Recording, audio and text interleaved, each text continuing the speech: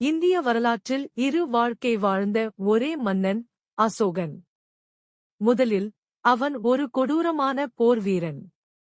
எதிரிகளை அழிக்க தயங்காதவன். இரத்தமும் கண்ணீரும் அவனுக்கு சாதாரணமாக இருந்தது. கலிங்கப் போர், ஆயிரக்கணக்கான மக்கள் உயிரிழந்தார்கள். குடும்பங்கள் சிதைந்தன. நகரங்கள் சாம்பலானது.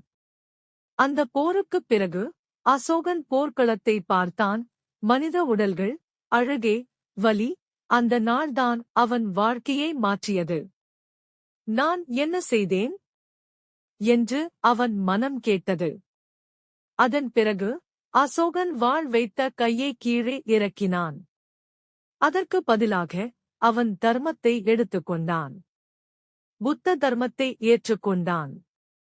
அஹிம்சையை பின்பற்றினான். மக்களுக்கு மருத்துவமனைகள் கட்டினான். விலங்குகளுக்கும் பாதுகாப்பு அளித்தான். கொடூர அரசன் கருணையுள்ள பேரரசராக மாறினான். அசோகன் நமக்கு சொல்லும் பாடம் ஒன்றுதான். உலகில் எந்த மனிதனும் மாற முடியும். போர் அழிக்கிறது. ஆனால் கருணைதான் கட்டுகிறது.